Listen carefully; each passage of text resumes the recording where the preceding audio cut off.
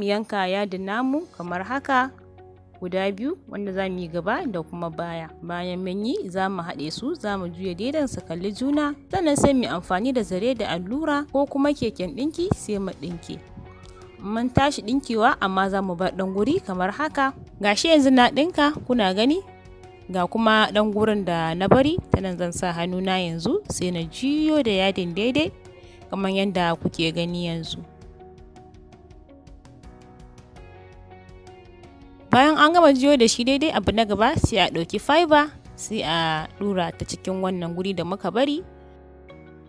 Za a ci gaba da zuba fiber ne har iya da kuka ga ainihin cikarsa ya yi muku daidai, sannan sai a kuma sa zare da allura sai a ɗinke wannan ɗan gurin, ko kuma ku yi amfani da keke, ya danganta da yadda mutum yake so. Yanzu gashi bayan na ɗinke, abu na gaba za mu sake samun wani yadi ne ɗan ƙarami, za mu yanka da shi, za mu yi amfani wajen ɗanyen ƙwallon da za mu yi a don wannan filo ɗin.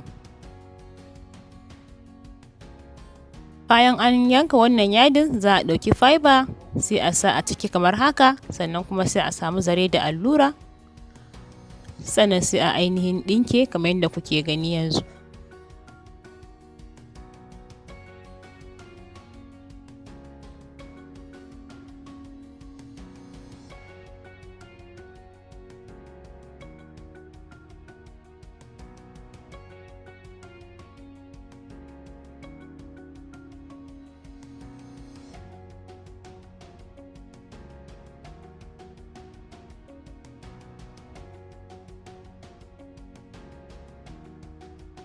Yanzu gashi bayan mun ɗinke, mun tsinke zaren, haka ɗan ƙwallon mu zai tashi.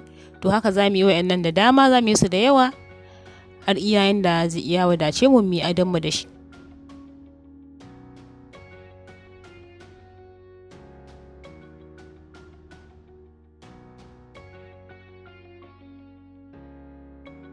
To yanzu abu na gaba da zamu yi shine zamu samu ainihin gam ɗinmu, wato wannan candle gam ɗin namu, da shi zamu yi amfani.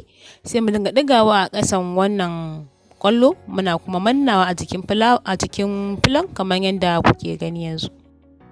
To haka za mu ci gaba da yin ainihin mammanna wa'annan ɗan ƙwallo a jikin filo. Ma idan ku danna subscribe ba, ku danna subscribe, sannan kuma ku danna ƙararrawar da take kusa da ku. Hakan zai ba ku damar samun sababbin videos ɗina da zaran na ɗaura su. Sannan kuma kar ku manta, idan ba ku danna like da ban riga na faɗa a cikin bidiyon nan ba, kamar awon da na yi da kuma sauransu.